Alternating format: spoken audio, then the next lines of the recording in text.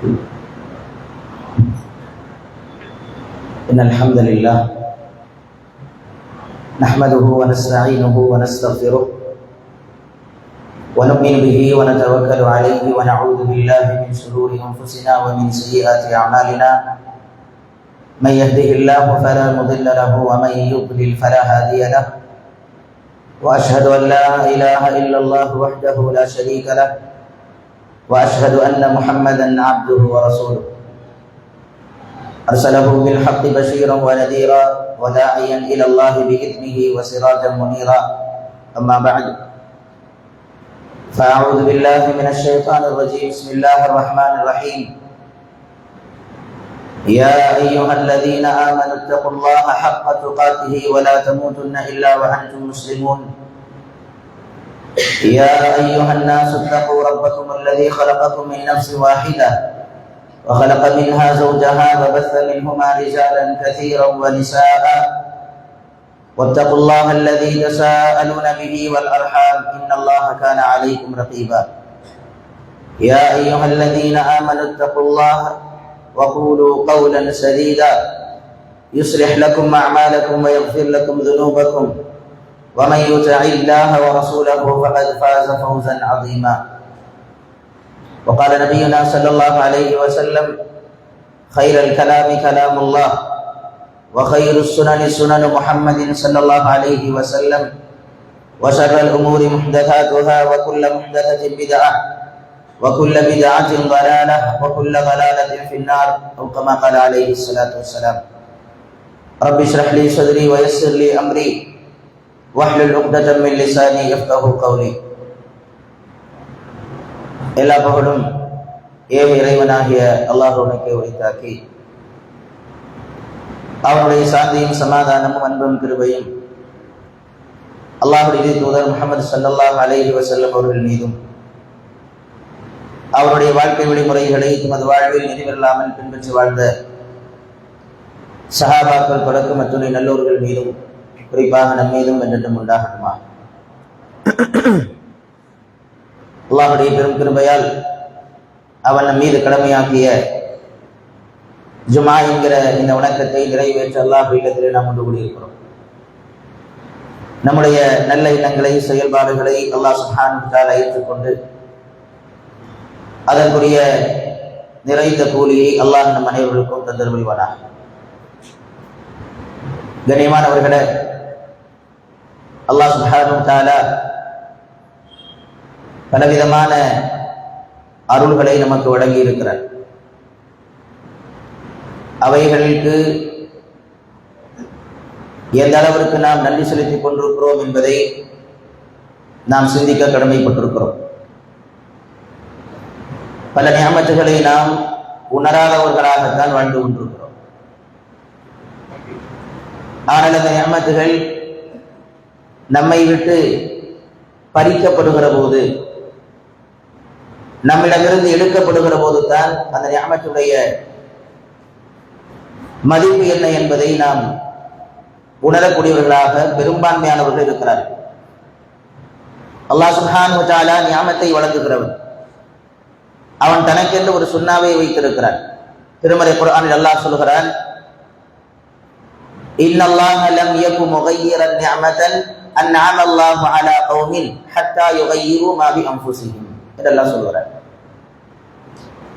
அல்லாஹ் சுப்ஹானஹு வ தஆலா ஒரு சமூகத்திற்கு வழங்கி இருக்கிற நியமத்தை அவர்கள் மாற்றாத வரைக்கும் இறைவன் மாற்ற மாட்டான் என்று அல்லாஹ் சொல்கிறான்.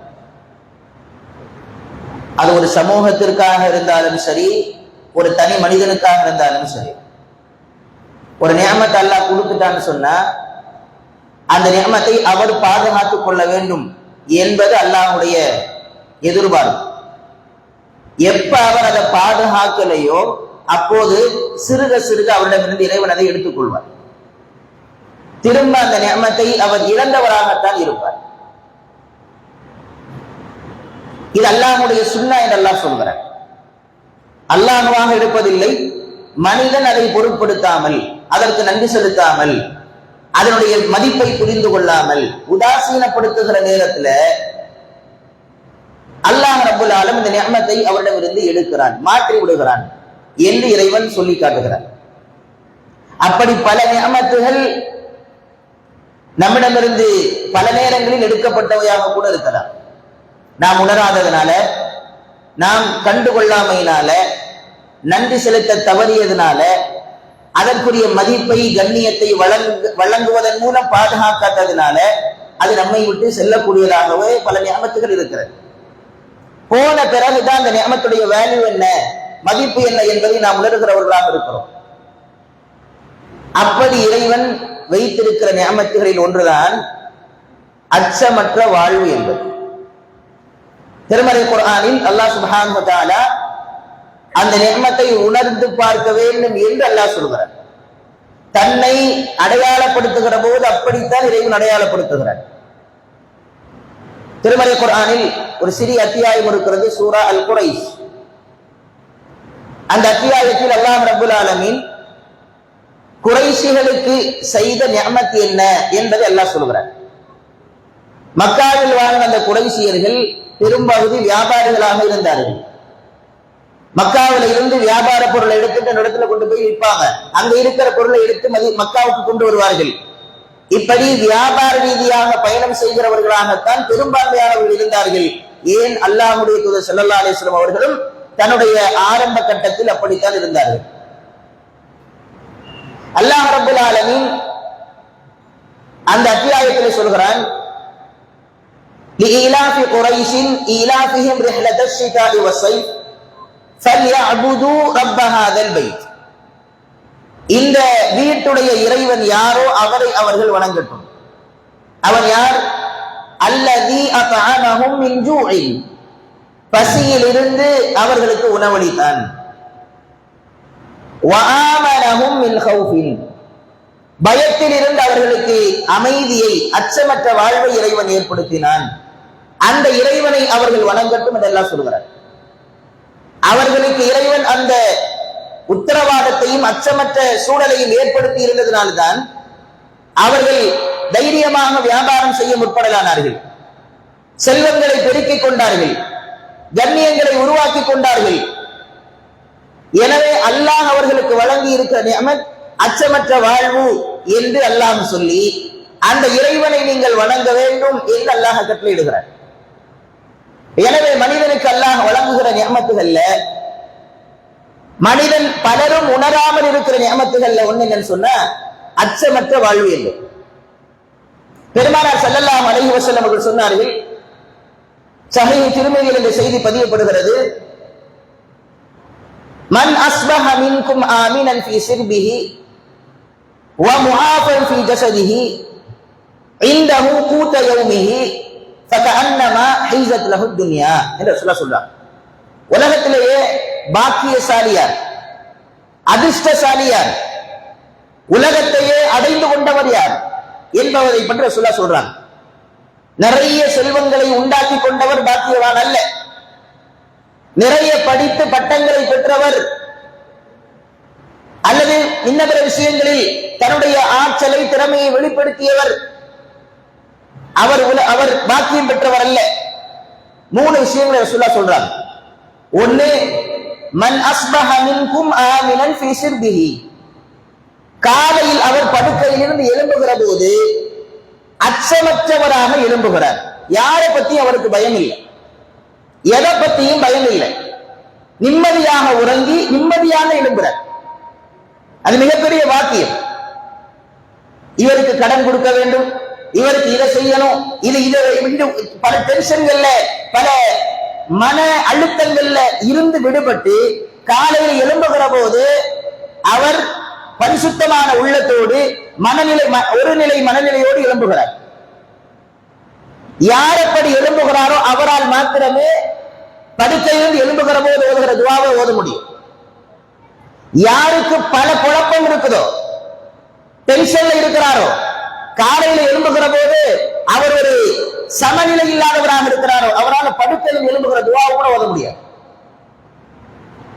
அல்லாஹ் ரப்புல் ஆலமீன் ரசூல் ஸல்லல்லாஹு அலைஹி வஸல்லம் சொல்றாங்க, யார் ஒருவர் படுக்கையிலிருந்து எழும்புகிற போது அச்சமற்றவராக, பயமற்றவராக, நிம்மதியானவராக எழும்புகிறாரோ,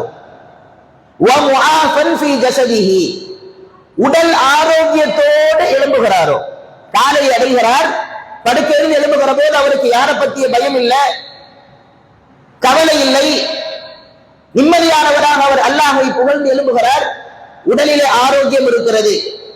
இந்த அன்றைய நாளுக்குரிய உணவை அவர் பெற்றிருக்கிறார், அன்றைய நாளுக்குரிய உணவை பெற்றிருக்கிறார். இந்த மூன்றும் எவரிடத்திலே இருக்கிறதோ அவர் உலகத்தையே அடைந்து கொண்டவர் என்று சொல்கிறார்.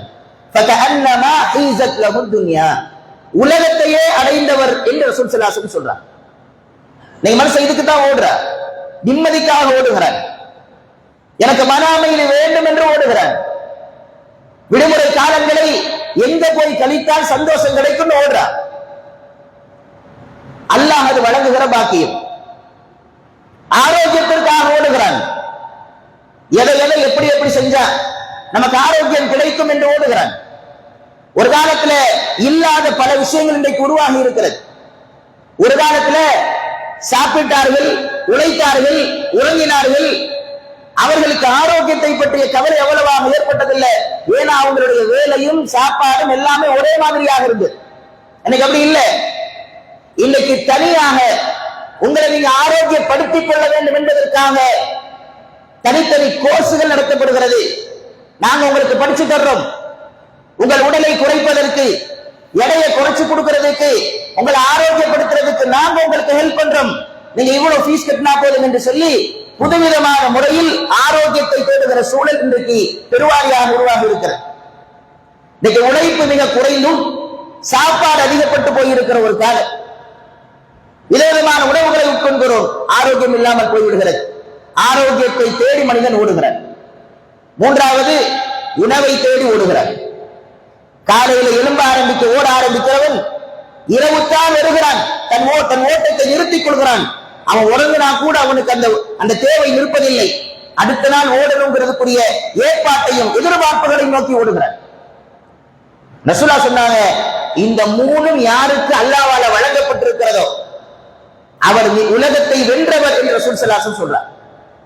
எனவே அந்த அச்சமற்ற வாழ்க்கை என்பது ஒவ்வொரு முஃமினுக்கும், ஒவ்வொரு முஸ்லிமுக்கும் தேவை.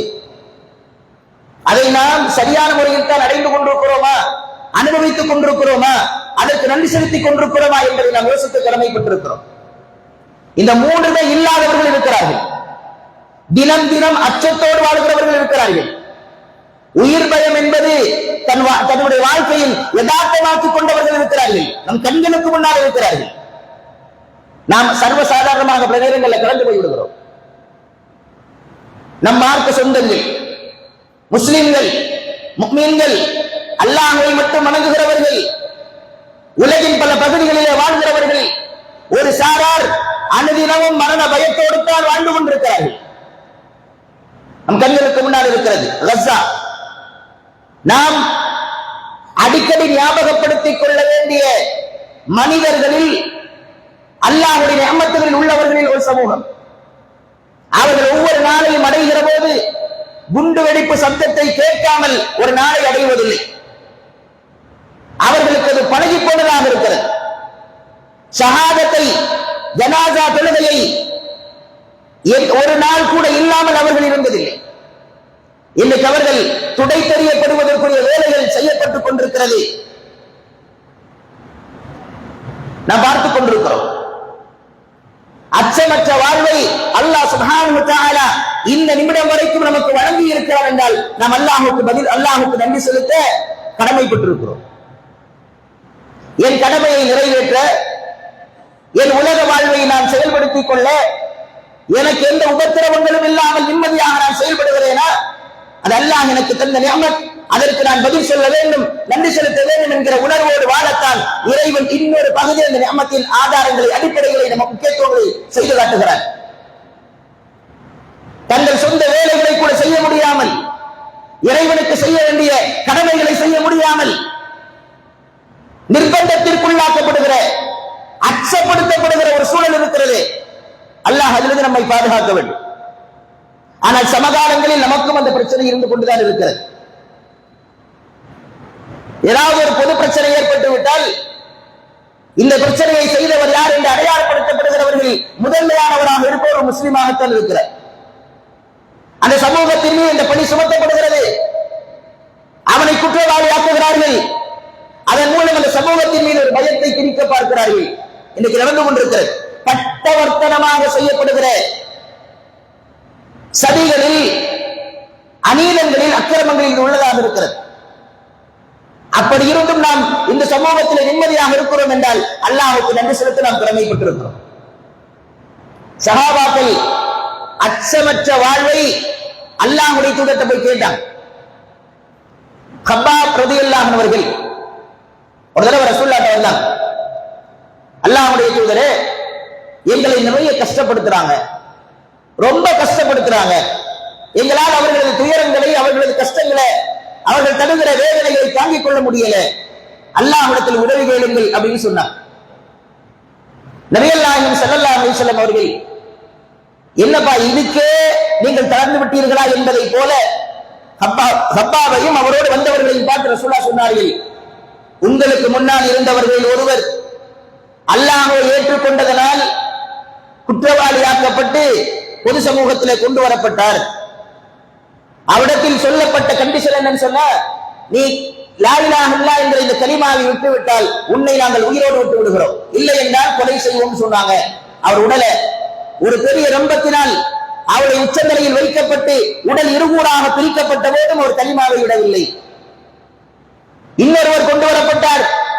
அவரிடத்திலும் அதே நிபந்தனை வைக்கப்பட்டது. அவர் அந்த நிபந்தனை ஏற்றுக்கொள்ளவில்லை. இரும்பு சீப்பு கொண்டு வரப்பட்டது. அவருடைய உடலில் கொண்டு அது கிழிக்கப்பட்டது. அந்த இரும்பு சீப்பினுடைய முன்பகுதி, கூர்மையான பகுதி, அவரது உடலில் தோல், சதை, எலும்பு, அதன் மச்சையை சென்று அடைந்து எடுத்து வந்தது என்று ரசூல் ஸல்லல்லாஹு அலைஹி வஸல்லம் சொல்றார். இவ்வளவு சோதனைக்குள்ளாக்கப்பட்டும் அவர்கள் கலிமாவை விடவில்லை என்று சொல்லிவிட்டு ரசூலுல்லாஹ் சொன்னாங்க. இந்த மார்க்கத்தை இறைவன் விசாரப்படுத்துவான். இந்த மார்க்கத்திற்கு இறைவன் வெற்றியை கொடுப்பான். அந்த வெற்றி எப்படிப்பட்டது தெரியுமா? ஒரு பெண்மணி சன்ஆ என்கிற இடத்துல இருந்து ஹதரமௌத் என்கிற இடம் வரைக்கும் தன்னந்தனியாக பிரயாணம் செய்வால், அல்லாஹ் ஒருவனை பயந்த நிலையிலேயே தவிர. அல்லாஹ் மட்டும்தான் பயப்படுவார். வேறு யாரை பற்றியும் எதை பற்றியும் பயமற்றவளாக அவள் சன்ஆ என்கிற இடத்திலிருந்து ஹதரமௌத் என்கிற இடம் வரைக்கும் அவள் பிரயாணம் செய்வாள். அந்த அளவுக்கு இஸ்லாம் பரவி விரண்டு காணப்படும் என்று சொன்னார். உங்களுக்கு அச்சமற்ற வாழ்வு ஏற்படும், அல்லாஹ் தருவான் என்று நபிகள் நாயகம் ஸல்லல்லாஹு அலைஹி வஸல்லம் அவங்க சொன்னாங்க. இதை வாங்கி கொண்டு அந்த சஹாபாக்கள் போனாங்க என்கிற செய்தியை நாம ஹதீஸ்களிலே பார்க்கிறோம். நபிகள் நாயகம் ஸல்லல்லாஹு அலைஹி வஸல்லம் அவர்கள் மதீனாவில் இருக்கிற போது ஆரம்ப கட்டங்கள்ல தன் உயிர் மீதான பயம் ரசூலுல்லாஹ்வுக்கு இருந்தது. தன்னை யாராவது ஏதாவது செய்து விடுவார்கள் என்கிற பயம் இருந்தது. சஹாபாக்கள் கேட்டாங்க, ரசூலல்லாஹ், என் அருமை தோழர்களே, உங்களில் யார் என்னை பாதுகாக்கக்கூடியவர் என்று கேட்டாங்க. ஸஅத் இப்னு அபீ வக்காஸ் ரலியல்லாஹு அன்ஹு அவர்கள், நான் உங்களை பாதுகாக்கிறேன் என்று சொன்னார். ரசூலுல்லாஹ் இரவு தூங்குவார்கள். ஸஅத் இப்னு அபீ வக்காஸ் வெளியில் நின்று பாதுகாத்துக் கொண்டிருப்பார். ஒரு நாள் நபிகள் ஸல்லல்லாஹு அலைஹி வஸல்லம் வந்து சொன்னாங்க, ஸஅத், நீங்க வீட்டுக்கு போங்கன்றாங்க. ஏன் அல்லாஹ்வுடைய தூதரை என்று கேட்கிறார் ஸஅத். நபிகள் நாயகம் ஸல்லல்லாஹு அலைஹி வஸல்லம் சொன்னாங்க, இனி உங்களது பாதுகாப்பு எனக்கு தேவையில்லை, ஏன்னா அல்லாஹ் என்னை பாதுகாப்பதாக எனக்கு வாக்களித்து விட்டான். குர்ஆன் அல்லாஹ் சொல்கிறான், வல்லாஹு யஸீமுக மினன் நாஸ், மனிதர்களின் துன்பங்களிலிருந்து, சதிகளிலிருந்து இறைவன் உங்களை பாதுகாப்பான் என்கிற வசனம் இறங்கிய போது நபிகள் நாயகம் ஸல்லல்லாஹு அலைஹி வஸல்லம் அவர்கள் ஸஅதை வீட்டிற்கு அனுப்பினார்கள். ரசூலுல்லாஹ்வுக்கு ஆரம்பத்தில் ஒரு பயம் இருந்தது. அந்த பயம் இறைவன் போக்கியதற்கு பின்னால் நபிகள் நாயகம் ஸல்லல்லாஹு அலைஹி வஸல்லம் அவர்கள் தன் தஅவா களத்தை வீரியத்தோடு அமைத்துக் கொண்டார்கள் என்கிற செய்தி நாம ரசூலுல்லாஹ்வுடைய வரலாற்றிலே பார்க்கிறோம். அல்லாஹ் குர்ஆனிலே சொல்கிறான், وَلَنَبْلُوَنَّكُمْ بِشَيْءٍ مِنَ الْخَوْفِ وَالْجُوعِ وَنَقْصٍ مِنَ الْأَمْوَالِ وَالْأَنْفُسِ وَالثَّمَرَاتِ وَبَشِّرِ الصَّابِرِينَ. உங்களை நாம் கண்டிப்பாக சோதிப்போம், அச்சத்தை கொண்டு சோதிப்போம் என்று அல்லாஹ் சொல்கிறார். பயம் எந்த அளவுக்கு உங்களிடத்தில் இருக்கிறதோ அந்த அளவுக்கு நீங்கள் இறைவனது நியமத்தை புரிந்து கொள்வீர்கள். ஒரு அச்சமுள்ள வாழ்க்கையை நாம் ஏற்படுத்துவோம். அது எதுக்குன்னு சொன்னா, யார் ஈமானிய பலத்தோடு இருக்கிறார், யார் ஈமானிய பலவீனத்தோடு இருக்கிறார் என்பதை பார்ப்பதற்காகத்தான். அல்லாஹ் சுப்ஹானஹு வ தஆலா அது கொண்டு சோதிக்கப்படுவீர்கள் என்று அல்லாஹ் சொல்கிறார். எனவே நாம் அந்த நிஅமத்துடைய அச்சமற்ற வாழ்வு இருக்கிறது. அதனுடைய நிஅமத்தை நாம் அந்த நிஅமத்தை புரிந்து கொண்டுதான் நாம் இந்த உலகத்திலே வாழ கடமைப்பட்டிருக்கிறோம். இரண்டாவது ரசூலுல்லாஹ் சொல்றாங்க ஆரோக்கியம். ஆரோக்கியமற்றவர்கள் நம்மிடையே வாழ்ந்து கொண்டிருக்கிறார்கள். பற்பல நோய்களோடு வாழ்ந்து கொண்டிருக்கிறார்கள். சிறிய குழந்தை முதல் பெரிய நபர்கள் வரை பெரிய பெரிய நோய்களுக்கு ஆட்பட்டவர்கள் இருக்கிறார்கள்.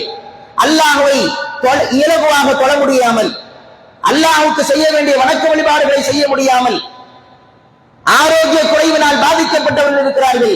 அல்லாஹ் அதிலிருந்து நம்மை பாதுகாத்திருக்கிறாரா? நாம் அல்லாஹ்வுக்கு நன்றி செலுத்த கடமைப்பட்டிருக்கிறோம். மூன்றாவது ரசூலுல்லாஹ் சொல்கிறார்கள் இந்தஹு கூத யௌமிஹி, ஒரு நாளுக்கான உணவு உங்களுக்கு இருக்கிறதா? நீங்கள் அல்லாஹ்வினால் இந்த உலகத்தையே பெற்றவர் என்று ரசூலுல்லாஹ் சொல்றார். இன்னைக்கு சாப்பிட இந்த உணவு இருக்கிறதா? அது அல்லாஹ் எனக்கு தந்த நிஅமத். பசியினால் பட்டினியால் வாடிக்கொண்டிருக்கிற சமூகம் இருக்கிறது. ஒருவேளை உணவுக்காக போராடி கொண்டிருக்கிறவர்கள் இருக்கிறார்கள். அதே கஸாவில் இருக்கிற முஸ்லிம்கள், சிறுவர்கள், குழந்தைகள் ஒருவேளை உணவுக்காக கஷ்டப்பட்டுக் கொண்டிருக்கிறார்கள். ஆனா இஸ்லாமிய சமூகத்தில் இன்னொரு பகுதி எடுத்து பார்த்தோம்னா பொருளாதாரத்தை வேஸ்ட் செய்து கொண்டிருக்கிறது. உணவுகளை வேஸ்ட் செய்கிறது, வீண் விரயம் செய்கிறது. ஒரு திருமணம் வந்து விட்டால், வீட்டில் ஒரு விசேஷம் என்று வந்து விட்டால், இன்னவர சந்தோஷ நிகழ்வுகள் வந்து விட்டால் உணவு என்பது வீண் விரயப்படுகிறதாக இருக்கிறது. அல்லாஹ் பாதுகாக்கவே. இன்னொரு புறம் பசியினால் பட்டினியால் மரணம் வரைக்கும் போய் கொண்டிருக்கிற சிறுவர்கள், சிறுமியர்கள், பெண்கள், குழந்தைகள் எல்லோரும் இருக்கிறார்கள். இன்னொரு புறம் அதே உணவை சாப்பிட முடியாமல் வீணடித்துக் கொண்டிருக்கிற இஸ்லாமிய சமூகத்தை பார்க்கிறோம். அல்லாஹ் ரப்பல் ஆலமீன் அல் குர்ஆனில் வீண் விரயத்தை 2 வார்த்தைகளை கொண்டு சொல்கிறார். குர்ஆனில் அல்லாஹ் சொல்கிறான் குலு வஷ்ரபு வலா துஸ்ரிஃபு, உண்ணுங்கள், பருகுங்கள், வீண் விரயம் செய்யாதீர்கள். இன்னல்லாஹ லா யுஹிப்புல் முஸ்ரிஃபீன், வீண் விரயம் செய்பவர்களை அல்லாஹ் நேசிப்பதில்லை. இஸ்ராஃப் என்கிற வார்த்தையை அல்லாஹ் பயன்படுத்துகிறார். இஸ்ராஃப் என்கிற வார்த்தை எந்த வகை வீண் விரயத்தை சொல்லுகிறது என்பதை இமாம்கள் சொல்கிற போது சொல்றாங்க, அல்லாஹ் எதை அனுமதித்தானோ, எதில செலவழிக்கணும் என்று அல்லாஹ் அனுமதித்தானோ அந்த விஷயங்கள்ல அல்லாஹ்வுடைய வரம்பை மீறி போறோம், வீண் விரயம் செய்யறோம். உணவுக்காக, ஒருவேளை உணவுக்காக அல்லது இன்னவர்களுக்காக ஒருவர் பொருளாதாரத்தை செலவழிக்கலாம், அது அனுமதிக்கப்பட்டது. அதுல ஒருத்தர் எல்லாம் மீறி போறாரா, அளவு கடந்து செயல்படுத்துறாரா, வேஸ்ட் பண்றாரா, அல்லாஹ் அவர்களை விரும்புவதில்லை என்று அல்லாஹ் சொல்லுது. அது வீண் விரயம், இஸ்ராஃப். அதே அல்லாஹ் ரப்பல் ஆலமீன் திருமறையில் சொல்கிறான் வலா துபذிரு இன்னல் முபذிரீன கானூ இஹ்வான ஷயாத்தீன், வீண் விரயம் செய்யாதீர்கள். யார் வீண் விரயம் செய்கிறாரோ அவர் சைத்தானின் சகோதரன் என்று அல்லாஹ் சொல்கிறார்.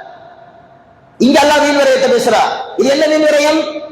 அல்லாஹ் எதிலெல்லாம் செலவழிக்கப்படக்கூடாது என்று இறைவன் தடுத்திருக்கிறானோ, பொருளாதாரங்கள் இதுல போய் சேர வேண்டாம், இது ஹராம் என்று இறைவன் சொல்லி இருக்கிறானோ, அவைகளில் எவர் ஒருவர் பொருளாதாரத்தை செலவழிக்கிறாரோ அவர் சைத்தானின் சகோதரன் அல்லாஹ் சொல்கிறார். என் பொருளாதாரம் அல்லாஹ் எனக்கு கொடுத்தது, அதை நான் எப்படி செலவழிக்க வேண்டும் என்கிற வழிகாட்டலையும் அல்லாஹ் செய்திருக்கிறான். அதை நான் முறைப்படி செலவழிக்க இறைவன் வகுத்த வழியில செலவழித்தோமையானால் இறைவன் விரும்பக்கூடியவர்களாக மாற முடியும். இல்லை என்றால் இறைவன் விருத்தவர்களாக, நேசிக்காதவர்களாக, சைத்தானுடைய சகோதரர்களாக நாம் மாறிவிடுவோம் என்பதைத்தான் அல்லாஹ் ரப்பல் ஆலமீன் குர்ஆனிலே சொல்கிறான். எனவே நாம் அச்சமற்ற வாழ்வை அனுபவித்துக் கொண்டிருக்கிறோம் என்றால் அல்லாஹ்வுக்கு நன்றி செலுத்தி அதை சிறப்படுத்திக் கொள்ள முயற்சிக்க வேண்டும். அல்லாஹ் ஜல்ல ஷானஹு தஆலா அப்படிப்பட்ட நல்ல மக்களாக நம்மை ஆக்கி அருள்புரிவானாக. யா அய்யுஹல்லதீன ஆமனு தக்குல்லாஹ வகூலு கௌலன் சதீதா யுஸ்லிஹ் லக்கும் அஅமாலக்கும் வயக்ஃபிர் லக்கும் துனூபக்கும் வமன் யுத்திஇல்லாஹ வரசூலஹு Fahadh ஃபாஸ ஃபௌஸன் அதீமா.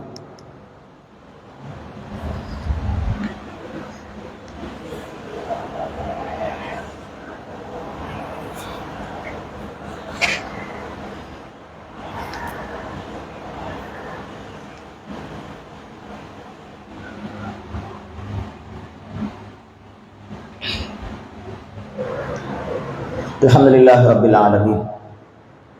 Salatu wassalamu ala ashrafil anbiya'i wal mursalin nabiyyina Muhammadin wa ala alihi wa sahbihi ajma'in, amma ba'd. Fa'udhu billahi minash shaitanir rajim. Ya ayyuhalladhina amanu taqullaha haqqa tuqatih wa la tamutunna illa wa antum muslimun. கண்ணியமானவர்களே, அல்லாஹ் சுப்ஹானஹு வ தஆலா திருமறையில சொல்கிறான், லஇன் ஷகர்தும் லஅஸீதன்னகும் வலஇன் கஃபர்தும் இன் அஸாபி லஷதீத். நீங்கள் நன்றி செலுத்தினால் எனது நியாமத்தை நான் அதிகப்படுத்துவேன், நீங்கள் நன்றிமாறு செய்தால் என் வேதனை கடுமையானது என்று அல்லாஹ் சொல்கிறார். நியாமத்துகளை அனுபவிக்கிற நாம் நன்றி செலுத்துதலின் மூலம் அந்த நியாமத்தை அதிகப்படுத்த நாம் முயற்சிக்க வேண்டும். இன்னும் இன்னும் அல்லாஹ் நமக்கு தருவதற்கு வழிகோலாக எவைகள் இருக்கிறதோ அவைகளை நாம் கடைபிடிக்க வேண்டும். நபிகள் நாயகம் அல்லாஹ் ரப்புல் ஆலமீன் திருமறையில் சொல்கிறான், அல்லதீன ஆமனு வலம் யல்பிசு ஈமானஹும் பிதுல்மின் உலாஇக லஹுமுல் அம்னு வஹும் முஹ்ததூன் என்று அல்லாஹ் சொல்கிறார். யார் ஈமான் கொண்டு ஈமானில் அநியாயத்தை கலக்கவில்லையோ, இணை வைப்பை கலக்கவில்லையோ, அவர்கள் பாதுகாப்புள்ளவர்கள், மேலும் அவர்கள் தான் நேர்வழி பெற்றவர்கள் என்று அல்லாஹ் சொல்கிறார். எப்ப நாம் நம்மிடத்தில் தௌஹீதை நிலைப்படுத்திக் கொள்கிறோமோ, ஷிர்கிலிருந்து நம்மை நாம் நீக்கி தௌஹீதால் நம்மை நாம் ஸ்திரப்படுத்திக் கொள்கிறோமோ, அல்லாஹ் ரெண்டு விஷயத்தை சொல்றான். ஒன்னு, அல்லாஹுடைய பாதுகாப்பு உண்டு. ரெண்டாவது, நாம் தான் வெற்றியாளர்கள் என்று அல்லாஹ் ரப்புல் ஆலமீன் குர்ஆனிலே சொல்கிறார். எனவே தௌஹீத் என்கிற இஸ்லாத்தினுடைய அடிப்படையை எல்லா காலங்களிலும் நாம் நினைத்து பார்க்கவும் அதை ஸ்திரப்படுத்திக் கொள்ளவும் நாம் முயற்சிக்க அல்லாஹ் ரப்புல் ஆலமீன் நமக்கு கட்டளையிடுகிறார். நபிகள் நாயகம் ஸல்லல்லாஹு அலைஹி வஸல்லம் அவர்கள் இஸ்லாமிய சாம்ராஜ்யத்தை உருவாக்கியதெல்லாம், பின்னால் இஸ்லாம் உலகம் முழுவதும் பரவ காரணம், மிக முக்கியமான காரணம் தௌஹீத். அந்த தௌஹீதை நபிகள் நாயகம் ஸல்லல்லாஹு அலைஹி வஸல்லம் எந்த அளவுக்கு சமூகத்துல ஸ்திரப்படுத்தினார்களோ அந்த அளவிற்கு நாம் நமது வாழ்க்கையிலும் பொது சமூகத்திலும் ஸ்திரப்படுத்த நாம் கடமைப்பட்டிருக்கிறோம். அது ஒன்றுதான் பல வழிகளில் மிக முக்கியமான வழியாக இஸ்லாம் நமக்கு சொல்லி காட்டுகிறது. எனவே நாம் அந்த தௌஹீதை நிலைப்படுத்தி தௌஹீதை நமக்குள்ளால் உறுதிப்படுத்தி வாழக்கூடியவர்களாக நாம் நம்மை மாற்றிக்கொள்ள வேண்டும். யாரெல்லாம் அல்லாஹ்வினால் சோதிக்கப்பட்டுக் கொண்டிருக்கிறார்களோ, சோதனைக்குள்ளாக்கப்பட்டுக் கொண்டிருக்கிறார்களோ, அவர்களுக்காக நாம் பிரார்த்தனை செய்ய வேண்டும். அவர்களோடு நாம் உடன் இருக்க வேண்டும். அவர்களது துன்ப துயரங்களில் நம்முடைய உதவிகளை நாம் செய்ய வேண்டும். எனவே அப்படிப்பட்ட பொதுநல சிந்தனையோடு வாழுகிற நல்ல மக்களாக அல்லாஹ் ஜல்ல ஷானஹு தஆலா நம் அனைவர்களையும் ஆக்கி அருள்புரிவானாக. அக்கூலு கௌலி ஹாதா அஸ்தக்ஃபிருல்லாஹ லி வ லக்கும் வஸ்தக்ஃபீஹி அன்னி வ அன்கும் வ அன் ஸாயிரில் முஸ்லிமீன வல் முஃமினீன அஜ்மஈன் வ லதிக்ருல்லாஹி அக்பர் வல்லாஹு அலம்.